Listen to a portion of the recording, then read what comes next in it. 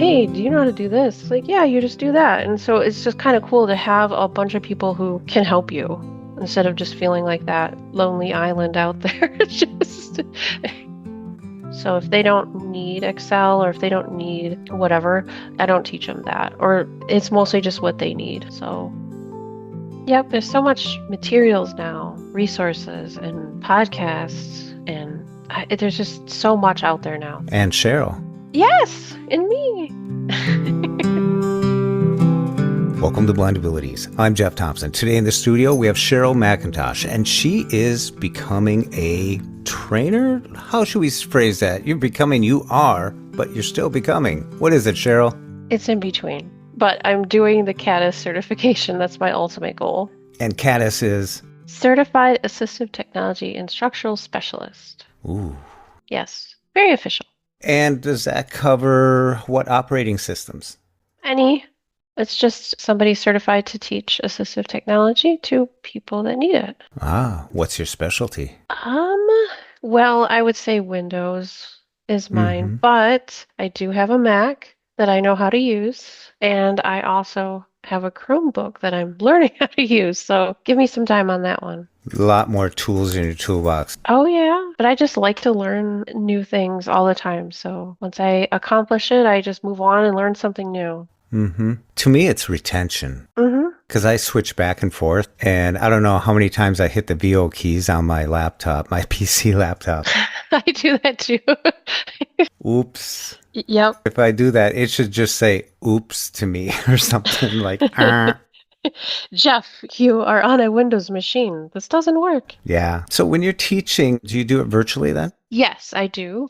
And it's actually worked out really well. We typically use Zoom and meet with a student. They share their audio with me so I can hear their computer, so I can hear JAWS or whatever they're using. And it works out really well. I wasn't really sure about it at first, but I'm actually pretty impressed with how well it works. Now, some students, if they really are struggling, I've just had them call me on the phone and I can hear their computer and I can guide them through what they need to learn that way as well. Because they got to get to a certain aptitude to get connected and all that stuff. So I suppose the phone kind of levels that playing field. Yep, it's not that bad because I just need to hear what JAWS is saying and I can interpret it from there. I can tell them what to do based on what JAWS is saying. So when people join up like this, you probably find out a lot right off the bat. Like, are they using just their laptop keyboard? Are they using an external keyboard? Is there some prerequisites that they get before they start a session with you? Yeah, I would hope that they would have decent keyboarding skills. I mean, not perfect by any means, but just kind of know where the keys are. I mean, like a lot of people I know that have a laptop have an external keyboard. Oh, yeah. I can't say as any of my students have had an external keyboard as of yet. Although I think it would be good if they did because I like the layout of an external keyboard a little bit better. Because on the laptop, they're all kind of smushed together. It's hard for them to tell where keys end and where keys begin. So at least on some of the external keyboards, they have like chunks of keys. Like mine has F1 through F4 and like a group. Oh, yeah. So it's just a lot easier to identify where the keys are and a little bit less counting as well. Right. F12 takes a while. Oh, yeah. If you exclude the first one, that doesn't count as a 1. And then if you miscount, then you're over like printing screen and you're just like pressing all kinds of keys. Hit escape. Or now hit the Windows key. The Windows key? What? Yeah. I've always told the difference between keyboards, like the space bar to the left of that. Sometimes there's 3, sometimes there's 4. It depends on where that function key ends up. Yep. Sometimes it's in the keypad. Yep. External keyboard that I really like on the right side has an applications key. That will save you so much time because the applications key essentially is the right click, which brings up that context menu, which has all these additional options. So if you don't have an applications key, you have to use Shift F10, which again, you're counting all the way over to 10 and that can take some time. So if there's a designated key right there, I would get that one. Keyboard acrobatics. Yeah, I absolutely love keyboards. I don't know. It's kind of a weird thing, but they kind of make life easier. I bet, especially in what you're doing and trying to teach people too. Hmm. So how does someone start out? Where do they start? They got JAWS and now they realize they're fumbling around. So what's day one look like? Mostly day one is just making sure they can get on the computer, and we go over the basics of Windows, like how to get to the desktop and how to open up the start menu to begin finding programs and all those kinds of things. So just the basic layout, basic structure of where they're needing to go. Mm-hmm. I have a student right now, actually, he's never used JAWS a day in his life until last month. And so that's kind of where we began. So he did have previous computer skills, but I kind of act as that interpreter between what he used to be able to see and what JAWS is saying. And Mm-hmm. to kind of let him know, like, oh, okay, that space at the bottom, that line where all the programs were, that's called the taskbar. Because I think when you use a computer as a sighted person, you just know what it looks like. So you might not know what it's called because oftentimes our screen readers tell us what we're on or what we're doing, but we don't necessarily know what it's called. So, Navigation bar or... yeah. Like in Windows, at the upper right corner, they have like the X and the minimize, maximize. So everybody knows what those look like and the different colors and everything. But, in JAWS, we call it a system menu. Mm-hmm. So understanding what that is and how to get to it and how to use it. Yeah. What got you interested in teaching accessibility? I've always really enjoyed teaching, and I just started working with people on their computers, and I just really like doing it. I'm just saying this because it's far-fetched from your master's degree. Yeah. Yeah, in a lot of ways. I mean, even though a lot of nutrition is teaching, though, there is that big teaching element to it, but I like it better because I meet with people over time. And so I can really see their progress. When I was doing nutrition stuff, it was like you met with somebody, you might only meet with them for 5 minutes Mm-hmm. and you give them some worksheets, tell them, whatever, and they move on and you might not ever see them again. So I worked at a place for a while and I worked with people with multiple disabilities and I absolutely loved working with them, but I saw them every week. They would come to my classes every week and I could kind of see their progress. And I think I really like that. And I like that about AT is that you get to work with these people. And like this guy that I have now, never used a computer with JAWS, and in a few months' time, he'll be on his way. That's rewarding. Yes, it is. Yes, and I love a lot of it because a couple weeks ago I actually had two of my students. Now I teach them all kinds of things and sometimes I forget, oh, did I teach them that or not? But they'll challenge me like, well, couldn't we just do it this way? And I'm like, yes. And so you kind of see that learning has taken place because now that they're thinking about something that I taught them and they're using it like, oh, this would actually be better than what you're telling me. And so I love to be challenged in that way. And I don't know, it's just really cool to see people learn. And not only that, but a lot of these skills that they're learning are very essential for life, like learning how to manage their bills, learning how to get recipes and directions and information that they need. So Search the web. yes. Yes. Well, that's really neat. When you decided that this is something I want to do, what was the catalyst? What brought you to seek out training and where did you go? What's interesting is I had been debating on what I wanted to do. There was a couple of things I had in mind, and I had reached out to my voc rehab counselor and opened my case with them. And I struggled getting in contact with them, meeting up and stuff. So in December, I had went to an orientation mobility program at Leader Dog, which is a really great program, by the way. And I had met a few people who were new to vision loss, and they were wanting to know how to use voiceover, and they were getting frustrated. And one had actually worked with somebody for like a week, but a lot of the essential skills she didn't know how to do. So we sat after dinner, and I'm sure the staff was annoyed, but we sat after dinner for like a couple of hours, and I just taught them all like the basics of voiceover and, how to get from page to page and, all those things that you need to know. And one of the O&M instructors there's like, you should go into the CADIS program and you should go to WSB. So I said, okay, that's what I'm doing. So I left there and that Monday I applied. Oh, wow. Yeah. So it was like somebody else who, but it was those two there that kind of said, okay, this is what you should be doing. And then a few months later, I started the program. And what was that like? Was it what you expected? Yeah. I mean, I had read a lot about it. I had attended webinars. So I was kind of prepared as to what would be going on there. But I really like it too because, when you're in college, a lot of times you're the only person who has JAWS or, screen reader, voiceover, whatever. And so there's nobody to talk to about it. If you go to your professor and you say, hey, this isn't accessible, or hey, this, they don't really know what you're talking about, right? Because they don't use the program. Mm-hmm. But like all my instructors use these programs. Did you use the JAWS cursor?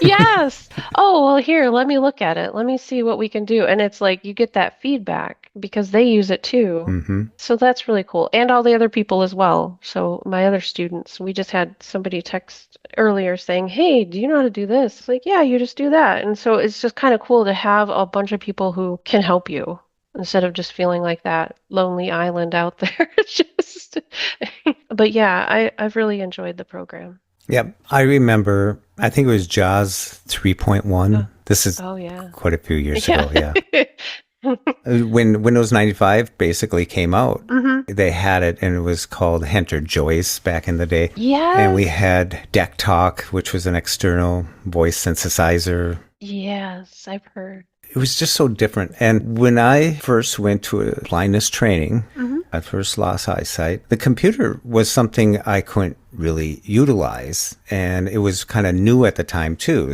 I mean, I think it was 97 when I lost my eyesight, and 95 is when Windows 95 came out. That's when people really started migrating into the computer world because of the interface. And I remember they set me out in the hallway because they had class going on, but I was so new that they just set me out in the hallway with this computer on wheels in a chair. And all of a sudden, like what? A cow. That's what they call it. Computer on wheels is a cow. A cow. Yeah. So me and this cow were out in the hallway and there was a voice coming out of the box, it's like a roadmap. I can navigate with this thing. So I just thought, there was listservs back then where you could get on and talk to people about learning. So it was almost self-taught in the beginning days, I guess. And it was just kind of neat, but I was so intrigued that I could navigate and do stuff, and I knew I would have to. It just, that self-teaching comes in. So that must be exciting when you have someone you come back a week later or whenever you talk to them next, and they're already moved on to chapter 3 or something, and great. Or, oh, I was looking into this and I wasn't sure how to do it, so I looked it up or whatever. And I'm like, yes. And especially now they have JAWS Companion and they have more help now than ever before, too. They have the Freedom Scientific Training podcast as well, where they go through some tips and tricks for people. Yep. There's so many resources now. I mean, that's really, really great because at one point it was really hard to get that information. Even when I started, it was a little bit more of a struggle to find the information than obviously now. Well, yeah, to find a network of people that actually were using it and had the time to talk to you about it. So, yeah, today's a lot different playing field, although it has its obstacles as well. Yes. Like we said, some people have keyboards that are like, how did this ever become a keyboard? I notice that a lot of people not a lot of people, I know some people that like to design their keyboards. In other words, switch it around, like the caps lock or this, that, the other thing, and they'll reassign functions for their keys. Are you into that? From time to time, I try to keep it simple because if I'm working with somebody, I kind of want it to be similar to what they're experiencing. So definitely, I do tend to like turning JAWS on laptop mode, even if I'm not using a laptop keyboard, just because it gives you that caps lock key as a modifier key, and then it gives you the other two. So you have the insert on the 6-pack, and then you have insert on the numpad as well. So sometimes, depending on what keystroke you're trying to press, that caps lock key can be helpful. Yeah. Then I know sometimes with Microsoft, putting those F keys, getting them set to the right standard, I guess. Oh, yes. Okay, because that's one of the big things is, especially on a laptop, they have a function key, but you have to press the function key in order to use those because otherwise they're media keys. And so oftentimes I'm hearing volume up, volume up. Like, you got to press the function key. And they're like, oh, I always forget. So yeah, sometimes learning that can be a little bit of a struggle, but depending on the model, you can reverse those so that they're function keys first and then media keys with the function key later. Isn't it amazing how you doubted that you might not be able to do it virtually, but then all of a sudden the Audible comes in and it's like you're right on top of it. Yeah, and if you know how to like listen to the screen reader and listen to see what it's saying, you can kind of know what's happening. Like the other day, I had a student who was pressing Shift F10 and they thought they were pressing, I don't know, Shift F6 or something, and it kept saying context menu, and I'm like, okay, you're pressing Shift F10. So I just knew that based on what I was hearing, I knew what they were doing. I didn't need to be there. So They were four off. yeah, and like I'm pressing F6. I'm like, but it says context menu, so you're a couple over. So let's go if you back and use Shift That F6. goes back to, like you said, they're in groups of four, so you can go 4, 8, 12. Mm-hmm. Yeah. Yeah. I think theirs is all one big line though, so they have to count. Oh, yeah.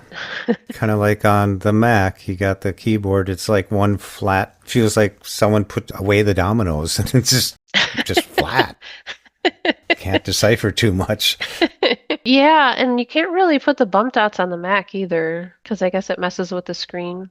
I found that bump dots, some of them are flat, very, very flat, and they just have Mm-hmm. like a little tip sticking through so you can kind of sense it. And I remember doing that when I first began. And then when they came off, I didn't need them. Mm-hmm. It's like training wheels sometimes, just for that early on stuff. But no Yeah. matter what you're using, I feel that you'll get accustomed to using it. And then once muscle memory comes in, that's the question I want to ask you. You probably use so much muscle memory. How was it to get to the point to teach it? Yet, did you have to like back up a little bit and go, okay, this is how I do that? Yes, yes, because oftentimes you're like, okay, I know what keys I'm pressing, but then I would have to like do it on my own keyboard and like, oh, okay, you press this. And sometimes I'll tell my students, like, give me a second, let me pull up Word or whatever we're trying to do, and I'll just do it on my end just to make sure that I'm telling them. Because I think that's even worse is to get like the wrong keystroke and tell them because then they'll keep remembering that wrong keystroke. So I always want to be right first, tell them so that they're not struggling with, oh wait, but didn't you say it was this? And then you have to Well, teach I them like, did, oh. but Yeah, so I always like to be right. Like, and if I have to take a second or if I don't know, I just like, hey, let me figure it out. I don't want to tell you the wrong thing. like sometimes when I'm trying to explain something to someone on, let's say I'm using my Mac, I'll hit the VOK, which is that learning mode for the Mm-hmm. keyboard, Mm-hmm. and it puts it in where it'll just repeat back what you're pressing. And I have to slow it down and just kind of hit the keys. Okay. Oh, yeah. Then I tell them because I don't even think anymore especially if I'm doing editing or something. What key did you hit there? I don't know. Yeah, Yeah.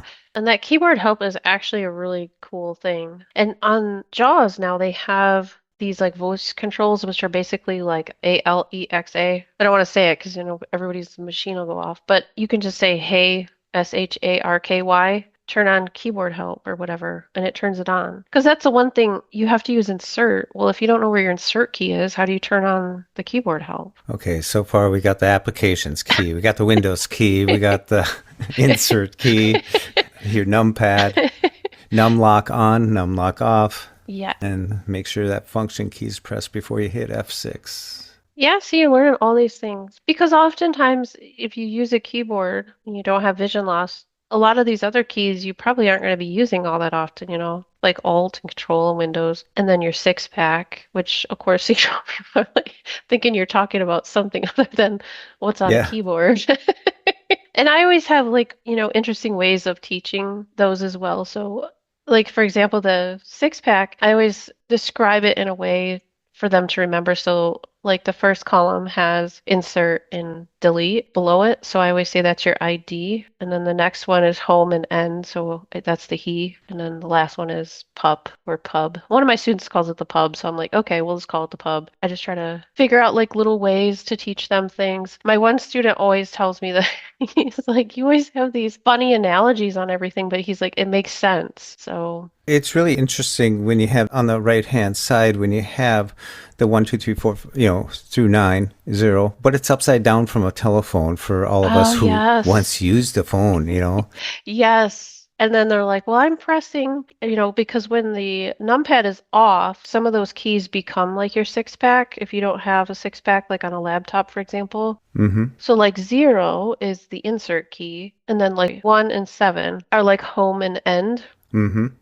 So they'll be pressing like 7 and be like, well, I'm pressing home or I'm Oh, sorry, yeah. end. Yeah. Yeah. Pressing, Yeah. sorry, That's what end. Yeah. happens. It gets flipped in the head. Yeah, so like, okay, well go, it's like reverse. So the 7 key is home and the 1 key is end. I remember there used to be a page up, page down over there too. Yep, the page up, page down is 9 is page up, 3 is page down, and then 0 is insert, and the decimal point is delete. There you go. I feel like the numpad is like very underutilized as well. Like there's a lot of options there. Like I said, you can turn that off and use those as like the six pack, those different keys. You can start a bulleted list with the asterisk. Like there's a lot of stuff you can do over there, but I feel like a lot of people don't use it. Mm-hmm. So once people start to navigate, what do they like to learn? Do they like to learn set up their mail or go into Word and start doing a letter, then sending a file over to a mail and sending it? What's the progression like? Yeah, email is one of those ones that they like to learn. If they have the Outlook Classic, we tend to use that. But if they have Gmail, I can teach. So I have some students that are at the program in Arkansas, and so we have a curriculum for them. Mm-hmm. And so they start out with File Explorer, then they move into Outlook and Word and Internet and Excel. But for some of my personal clients, it really just depends on what they need.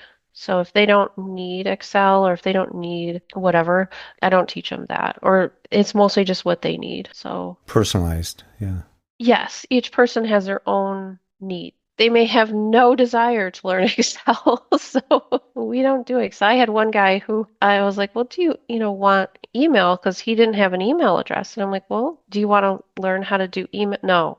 I was like, but you need email for like Bard and things. He's like, nope, I'm good. I'll just call the library. So it just depends on the person. So how can someone, if they want to learn more about this, how can someone get a hold of you? Probably the best way would just be to email me. My email address is my name, so Cheryl, B like boy, Macintosh, Mcintosh @gmail.com. Yeah. I'm sure there's people out there that want to learn more about JAWS or the Mac or any accessibility. Yes. Or someone might be interested in doing the journey that you've been doing on becoming a CATIS, CATIS. Yes. It's a popular program. We have quite a few students, so How long does it take? it just kind of depends on the person. So I think the ATI program, which is the first part, is projected to be about 12 months, but you can finish it earlier than that if you kind of rush through the material or, If if you're you're just more motivated. familiar. And then the CADIS part, I think, is like another 6 months because there's like a prep program and then however long it takes you to get your hours. Now, you said you did some webinars. Is that open on YouTube or something for people to just take in? Or is that part of the program? Yeah, they have some webinars on YouTube. So if you like follow the WSB account, they're there. And they talk about the program. I think some of them are a little bit dated, so some of the material might be a little bit out of date, but I think for the most part, they're correct. What is WSB? World Services for the Blind. Ah, that's a big program. Yeah, somebody just told me recently that they're the only vocational school for the blind in the world. Hence the W in their name. Yeah, but I think it's a great program. I've enjoyed my time there, so. There you go. Yeah, and this is October, so the Blind Employment Month or whatever. I had one of my students who I started working with in April. She was actually my first student. Mm-hmm. She got promoted. Really? So she learned all this stuff and she got promoted at work. And I just got the news today that my other student that I've been working with, who's, been trying to find work, just got a job. Ah. Yeah, so I'm like so excited for them that they got, and I feel like these skills that they've learned are so important. Like, email and, because these are things that they're going to be doing at work. And so, like, to get efficient and fast with them, because I always emphasize efficiency as well. Like, Mm-hmm. there's a really fast way to do it, like place markers on the web and, different things like that can get them places faster. Mm-hmm. And I had my other student yesterday, he's like, because he's the one who could see, he's like, this is faster than using the mouse. And I'm like, yes, a lot of this stuff is faster than using the mouse. If you get good with it, it is faster. It is. I remember when I was learning JAWS and all the commands and stuff, and then I started learning more about like Word and the Microsoft commands. Mm-hmm. And it's like, oh, wow, you can just do that or do this and boom, boom, boom, Mm-hmm. like make something bold, italic or something of that nature, just boom, boom, or centered. Yeah. Yeah. I don't think it's just JAWS. There's a lot of Microsoft commands. So that's really neat that people can begin, learn at their own pace. And then, like you said, the people in Arkansas are going through a program, so they have an agenda. But if they wanted to accelerate in Word or even Excel, for those who like Excel, that they could then dig in. Mm-hmm. Yeah. Yep, there's so much materials now, resources and podcasts, and there's just so much out there now that, And Cheryl. yes, in me. And I think for some people they like that. They like somebody that accountability, that somebody's showing up every week or every day or whatever it is. Because it's like one thing to have all the information out there, but then you have to sit down with it and really work with it. So if you have somebody that's going to be showing up every week or every day or however often it is, then they're like, oh, I got to learn this because she's going to ask me about it, Mm-hmm. And so I think regardless of how much information's out there, I think, the teacher is still going to be important in that role. Oh, Just, yeah. yeah. It's like piano lessons. If you don't practice, your recital's not going to be that good. Yeah. Yep. And then sometimes something will happen. Like oftentimes there's problems. For example, in Word, you open up Word and sometimes it doesn't start reading, but there's like a trick. You do the Alt tab away and then Alt tab back, and then all of a sudden something happens and it's perfect, right? But if you're just sitting down and they're telling you like, oh, you just down arrow and it starts reading and nothing's happening, you're going to be like, something's wrong with me. I'm not doing this right. And you're going to get frustrated. But I can step in and be like, okay, let's try this. Mm-hmm. The other day, one of my students, he pressed the Windows key and went to type in the program. Nothing happened. And I'm like, okay, well, that's not going to work. And he didn't have the program on his desktop or his taskbar. So I'm like, okay, let's use the run dialog. So it's like, I don't use the run dialog all that often, but in that instance, good. But he might not have known about it. So he would have just sat there frustrated because he's like, I can't open a program. He just needed to restart his computer. And a lot of people, I have one student who's tried to learn JAWS several times and, kept picking it up, putting it down, picking it up, putting it down, so there's that too. So, Well, I think it's all motivation. Some people just need to find something motivated to, like, say they're going to learn to write an email to someone, and then they get an email back, and then they start corresponding with some people. That gets them very good at emailing because there's a motivation there. And then they move on to other things too, like get a certain program they want to learn how to work or something, So it's your diving in that really makes a difference. And I feel like that's such a big thing in our community, especially with vision loss, is when they start to lose their vision, they stop doing things. And then their world just kind of gets smaller and smaller. And then to have somebody come and say, hey, you know what? You can send emails to your family. You can do these things. And then they do it. And then it's like this big thing. And then the world starts opening back up. Because I've seen that where, they want to send emojis to people, but they're not sure exactly what they are and they don't want to send the wrong one. So then they just don't do it. Just write smiley face. Yeah.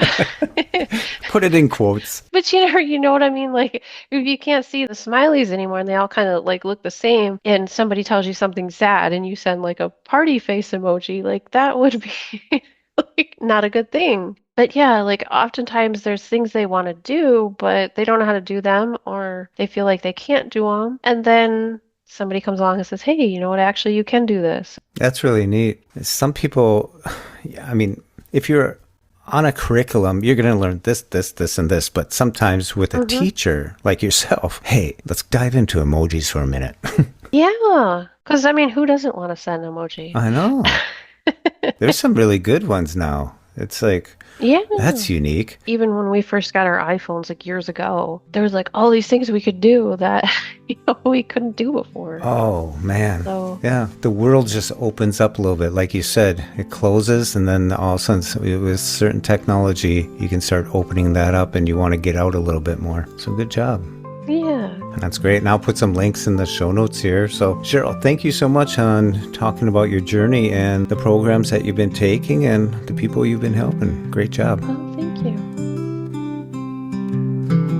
For more podcasts with the blindness perspective, check us out on the web at www.blindabilities.com. And if you want to leave some feedback, give us some suggestions, give us a call at 612-367-6093. We'd love to hear from you. I want to thank you for listening. And until next time, bye-bye. When we share what we see through each other's eyes, we can then begin to bridge the gap between the limited expectations and the realities of blind abilities.